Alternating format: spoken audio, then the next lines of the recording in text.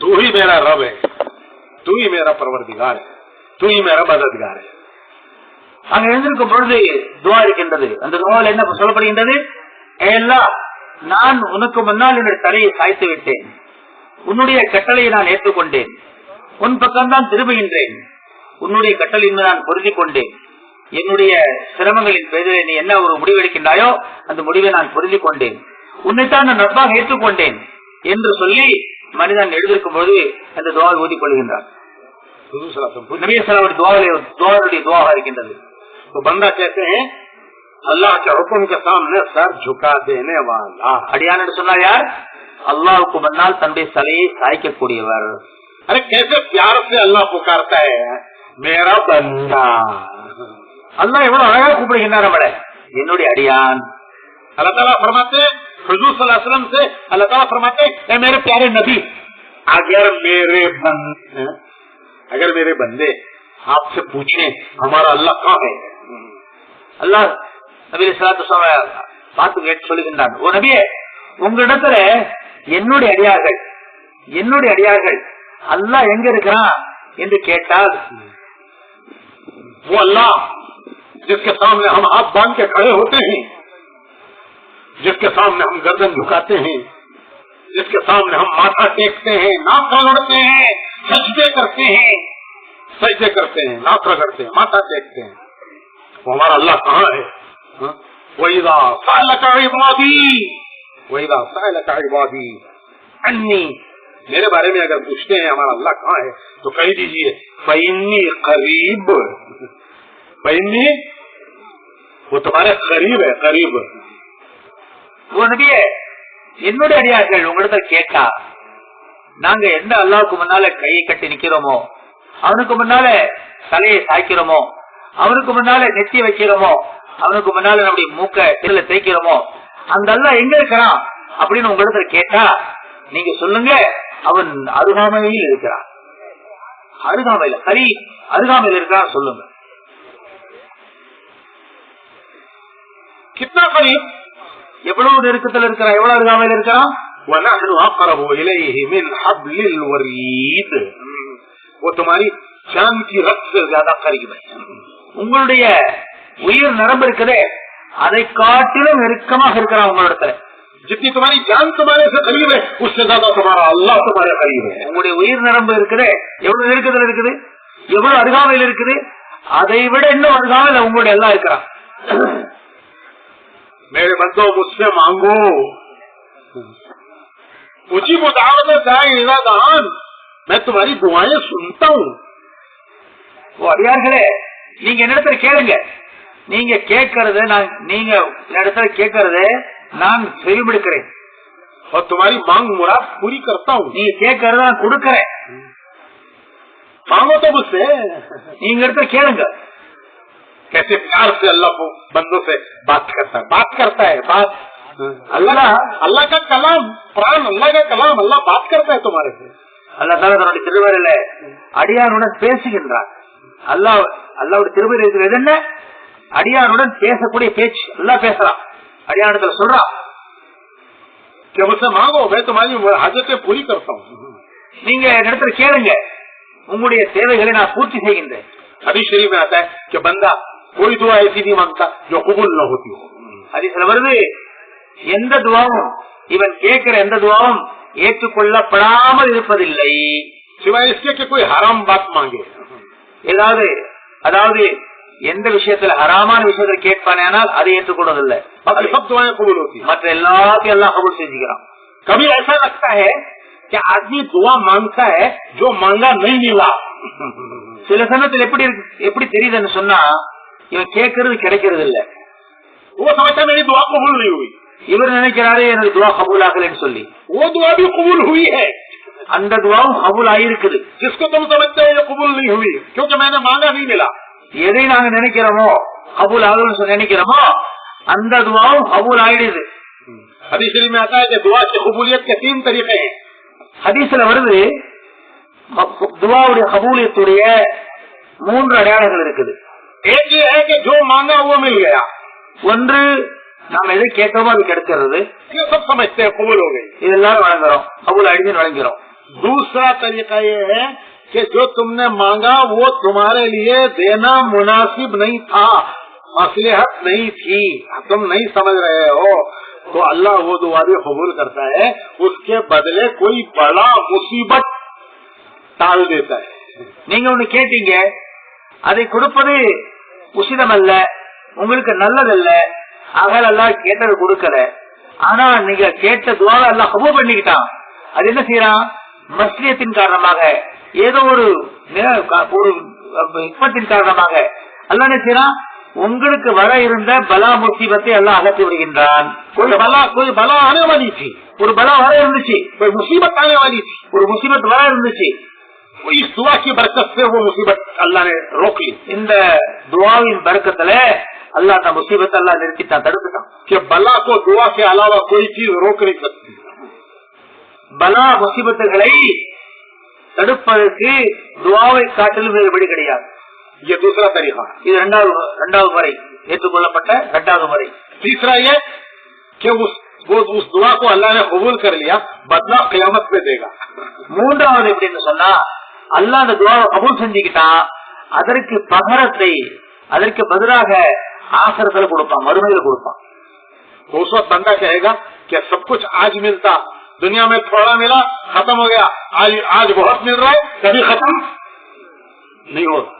அந்த அல்லாஹ் கொடுக்கக்கூடிய அந்த அருட்கொடைகளை பார்த்து அடியான் நினைப்பானா, எனக்கு துனியாவை காட்டுற உலகத்திலே மறுமையில கிடைச்சிருந்தா நல்லா இருந்திருக்குமே. ஏன்னு சொன்னா உலகத்துல கொஞ்சமா கிடைச்சது, அங்கே முடிஞ்சு போச்சு. ஆனா இங்க கிடைக்கிறது அதிகமா கிடைக்குது, நிரந்தரமாக இருக்குது. அது இங்க கிடைச்சிருந்தா நல்லா இருந்திருக்குமே நினைப்பானா. कितना मेहरबान मालिक है, எவ்வளவு நம்ம மீது இரக்கம் கொண்ட நம்முடைய எஜமானாக இருக்கின்றான். वल्लाहु रऊफुम बिल इबाद, वल्लाहु रऊफुम बिल इबाद, अपने बंदों पर मेहरबान मालिक. அல்லாஹ் அடியார்கள் மீது இரக்கம் காட்டக்கூடியவராக இருக்கின்றான். बहुत सी चीजें बंदा मांगता है, ऐसी मांग लेता है जो इसके लिए मुसीबत बन जाएंगी, लेकिन अल्लाह मेहरबान है, वो नहीं देता. उसके बदले जैसे मैंने बताया, ये 3 तरीकों से दुआ कबूल होती है. சில சமயத்தில் அடியான் கேட்கின்றான், அதை கேட்ட மாதிரி கொடுத்துட்டான்னு சொன்னா இவனுக்கு பெரிய நஷ்டம் ஏற்படும். ஆக அடியான் கேட்கறது கொடுக்கறது இல்ல, மாறாக இப்ப சொன்னது போல 3 ஏதாவது ஒன்று எல்லாம் செய்கின்றான். समझने के लिए मिसाल, விளங்குறதுக்கு ஒரு உதாரணம் சொல்றேன்.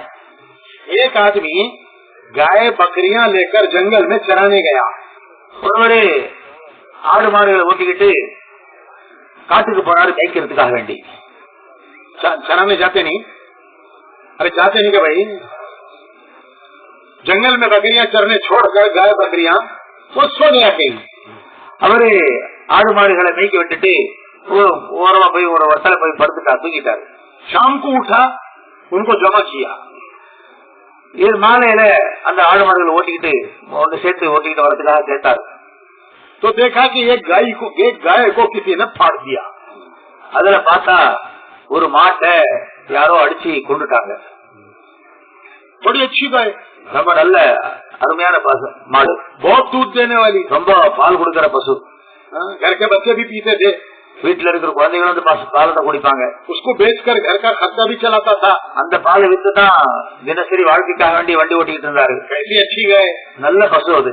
किस जालिम ने मारा इसे, எந்த கொடுமையான நடிச்சாலும் தெரியலையே, कैसा जालिम है, எப்படிப்பட்ட கொடுமையான இருக்கிறான். उसे बहुत रंज हुआ, ரொம்ப கவலை ஏற்பட்டுச்சு, दुख हुआ, ரொம்ப கவலை, வருத்தம், கோபம் கூட வந்துச்சு. उससे मैं आके कहने लगा, अल्लाह मियां मैं तुझे कसम देता हूँ कि जिसने मेरी गाय को मारा है उसे लाके मेरे सामने खड़ा कर. அவரு கோபத்தை வருத்தத்துல சொன்னாரு, அல்லாஹ் சத்தியமா சொல்றல, நீ யார் இந்த பசுவை கொண்டாங்களோ அவங்க கொண்டு வந்து என் முன்னால நிறுத்து, சத்தியம் விட்டு சொல்றேன். थोड़ी देर में शेर आके खड़ा हो गया. கொஞ்ச நேரத்துல ஒரு சிங்கம் வந்து நின்றுச்சு. शेरा खड़ा था, இது அடிச்சது பசு அடிச்சது யாரு, கொண்டது யாரு? சிங்கம். उसका खून पी के चला गया अपने काम से. அந்த சிங்கம் இந்த பசு அடிச்சு கொண்டு ரத்தத்தை குடிச்சிட்டு போயிடுச்சு.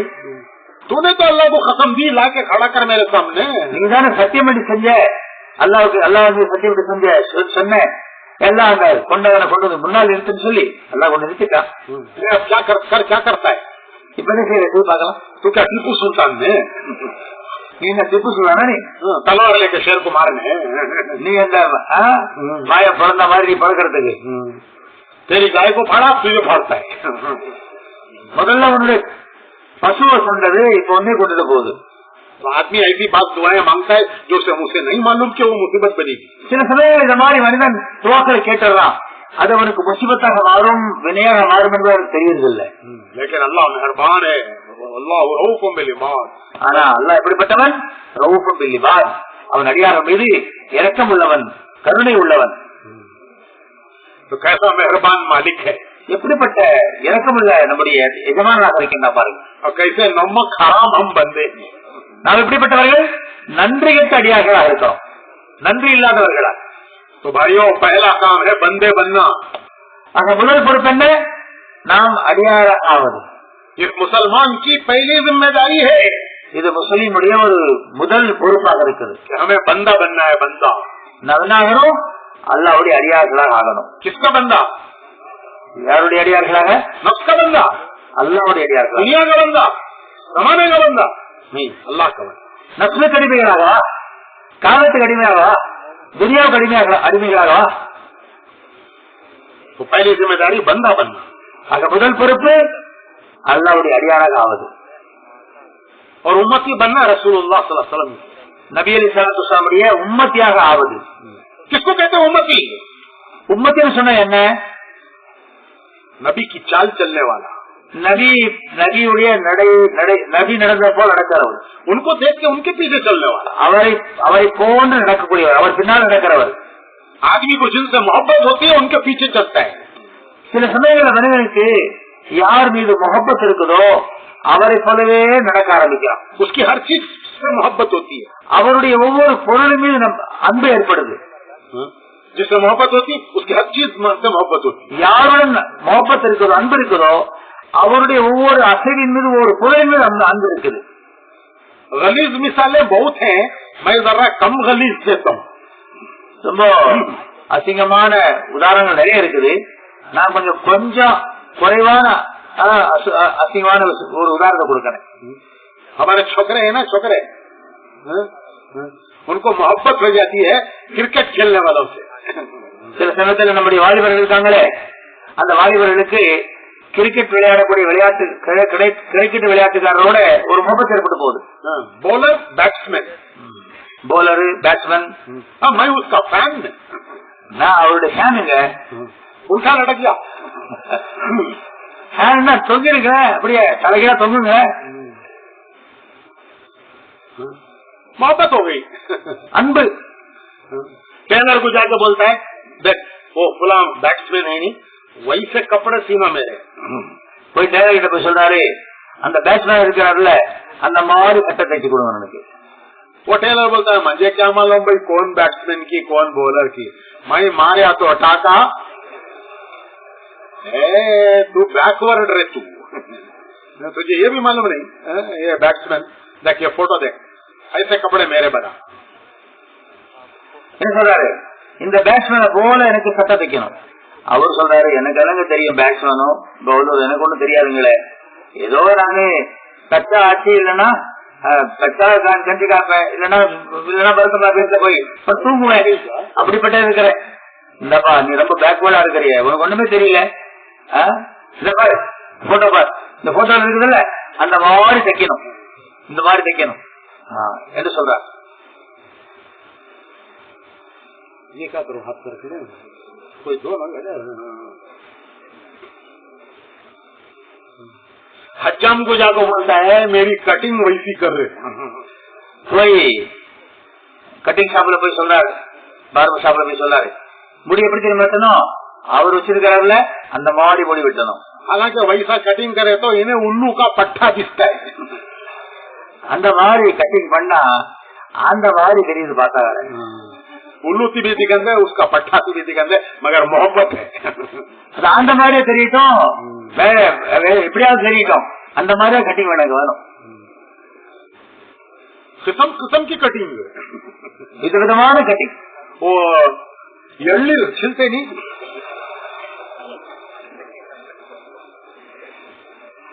फिर देखे तो वही से दिखती எள்ளீரா எள்ளீரா. நிறைய பார்த்தா அப்படி இருக்குது, எள்ளீர் விட்டு வச்ச மாதிரி இருக்குது. एळीरा दिखती. तो जिससे मोहब्बत होती है आदमी उसके पीछे चलता है. யார் மீது அன்பு ஏற்பட்டு போகுதோ அவரை போல நடக்கிறார் இவர். तो भाइयों हमें किससे मोहब्बत होनी चाहिए? நமக்கு யார் மீது मोहब्बत இருக்கணும்? उम्मती है, நாம் உம்மத்தியா இருக்கிறோம். हम नबी के पीछे चले, நாம் நபிக்கு பின்னால் போகணும். जीना मरना उनके तरीके पे है. நாம் வாழ்வதும் நாம் இறப்பதும் அவருடைய முறைப்படிதான் இருக்கணும். ये है मुसलमान की पहली जिम्मेदारी. இது முஸ்லிமுடைய முதல் பொறுப்பு. ये हुक्म अल्लाह का, बंदे अल्लाह के हुक्म देखेंगे अल्लाह का, उम्मत के रसूल अल्लाह के तरीका देखेंगे रसूल. நாம் அல்லாஹ்வுடைய அடியார்கள், ஆனால் அல்லாஹ்வுடைய கட்டளையை பார்ப்போம். நாம் நபியுடைய உம்மத்தினர்கள், ஆக அவருடைய வழியை பார்ப்போம். ये जिंदगी का रास्ता है, இது வாழ்வதற்கான வழி. मरने जीने का रास्ता. இது வாழ்வதற்கும் இறப்பதற்குமான வழி. இது यहाँ से बम्बई जाना, இங்க இருந்து பம்பைக்கு போகணும். सेलम से बम्बई, சேலத்திலிருந்து பம்பைக்கு போகணும். जमात बम्बई जा रही है. பம்பைக்கு ஜமாத் போகுது. बम्बई तक कैसे पटरियां? பம்பை வரைக்கும் எத்தனை தண்டவாளங்கள்? अरे बोलो भाई, बम्बई तक भी कितने? दो ही पटरी. பம்பை வரைக்கும் எத்தனை தண்டவாளம்? 2 தண்டவாளங்கள். लंबा सफर है, ரொம்ப நீண்ட பயணம். दिन भी आता है, रात भी आती है, பகலும் வருது, இரவும் வருது, पहाड़ भी आते हैं, दरिया भी आते हैं, மலையும் வருது, ஆறு வருது, जंगल भी आते हैं, காடு வருது. गाड़ी गुजरती चली जाती है. அந்த வண்டி அது எல்லாத்தையும் கடந்து போகுது. रात के अंधेरे में भी चलती है, இரவு இருட்டிலையும் போகுது, दिन के उजाला में भी चलती है, பகல்லையும் போகுது. पहाड़ों के अंदर टनल उसमें भी घुस जाती है. மலைகளுக்குள்ளாக குகை குறைஞ்சி அதுக்குள்ளாக போகுது. बड़े बड़े दरिया पूरी ट्रेन पुल में आ जाती है, उससे भी गुजरती है. பெரிய பெரிய ஆறுகள் எந்த அளவுக்கு சொன்னா அந்த ட்ரெயினை விட நீண்ட அகலமான ஆறுகளாக இருக்குது. அப்படிப்பட்ட ட்ரெயினோட நீளம் இருக்குதோ அதை விட அதிகமான அகலமான ஆறுகள் அதையும் கடந்து போகுது. ड्राइवर रोकता नहीं, ब्रिज के पास आके हल्लू हल्लू देंगे, लुढ़क को गिर गई तो दरिया में मजार भी नहीं, उरूस भी नहीं. இப்போ ஆறு வந்துருச்சு, ஜீவநதி வற்றாத ஜீவநதி வந்துச்சு, ஆத்துல தண்ணி ஓடிக்கிட்டு இருக்குது அப்படின்னு சொன்னா அந்த பாலத்தையும் வேகமாக கடந்து போறார் டிரைவர். இதை பாக்குறது இல்ல, ஆறு வந்துருச்சீங்க ரொம்ப மெதுவா ஓட்டுறதுங்க, மெதுவா ஓட்டுறது இல்ல, வேகமாக தான் போறாரு. இது கவுந்துருச்சுன்னா என்ன ஆகுறது? தடம் போட்டு என்ன ஆகுறது? கீழே விழுந்துட்டு என்ன ஆகுறது? விழுந்தா என்ன ஆகும்? அவருக்கு கபரம் அமைக்க முடியாது, அவருக்கு மதாரம் வைக்க முடியாது, தர்காவும் அவருடைய தர்காவும் இருக்க முடியாது, அமைக்க முடியாது. पहाड़ों घुस जाता है, மலைகளுக்குள்ளாக குகைகளுக்குள்ளாக நடந்துருது. वहाँ रोकता नहीं है, அங்கேயும் நடத்துறது இல்ல. पहाड़ गिरगा तो அப்படியே மலை அப்படி அமைஞ்சிருச்சுன்னா நினைக்கிறாரா? हल्को गिरगा तो அப்படியே அந்த மலை நடுங்கி அப்படியே அமைஞ்சிருச்சுன்னா என்ன செய்யறது? பயப்படுறாரா? இல்ல. रात का अंधेरा आ गया तो गाड़ी रोक देता है, இரவோடு இருட்டு அதுலயும் வேகமாக வண்டி ஓட்டுறாரு. इतने अंधेरे में कैसे चलाना? இவ்வளவு இருட்டா இருக்குது, எப்படி வண்டி ஓட்டுறது? छोटा लाइट, சின்ன லைட் தான் இருக்குது, இன்ஜின்ல சின்ன லைட் தான் இருக்குது, थोड़ी दूरी दिखता है, கொஞ்சம் தூரம் தான் தெரியுது, बाकी सब चारों तरफ अंधेरा, நாலா பக்கத்துலயும் இருட்டாக இருக்குது. सुबह होने जी गाड़ी चलाता हूँ, விடிட்டுங்க வண்டி ஓட்டலாம் அப்படின்னு நிறுத்துறாரா? अरे रोकता भाई இல்ல, रात के अंधेरों में भी चलता है, இரவுலயும் போறாரு, दिन के उजालों में भी, पहाड़ों में भी, दरियाओं में भी, பகல் வெளிச்சத்துல, ஆறுகள்ல, மலைகள்ல, இருட்டுல, எல்லா நேரத்தையும் வண்டி ஓட்டிட்டே இருக்கிறார். लेकिन शर्त क्या है? शर्त क्या है? गाड़ी 2 पटरी पे रहना. நிபந்தனை என்ன? வண்டி அந்த 2 தண்டவாளத்திலும் இருக்கணும். 2 पटरी पर है, एयर कंडीशन वाला भी पहुंच जाएगा, रिजर्वेशन वाला भी पहुंच जाएगा, जनरल डब्बे वाला भी फर्स्ट क्लास वाला भी पहुंच जाएगा, जनरल डब्बे वाला भी पहुंच जाएगा. அந்த வண்டி தண்டவாளத்தின் மீது இருக்குமே ஆனால் எல்லோரும் போய் சேர்ந்துருவாங்க, சேர வேண்டிய இடத்துக்கு போய் சேர்ந்துருவாங்க. ஃபர்ஸ்ட் கிளாஸ்ல இருக்கிறவங்க போய் சேர்ந்துருவார், ஏர் கண்டிஷன் கோச்சில் இருக்கிறவங்க போய் சேர்ந்துருவார், ரிசர்வேஷன்ல இருக்கிறவங்க போய் சேர்ந்துருவார், ஜெனரல் பெட்டியில உட்கார்ந்து போறவரும் போய் சேர்ந்துருவார். ஷர்த்து நிபந்தனை என்ன நிபந்தனை? தண்டவாளத்தின் மீது வண்டி இருக்கணும்.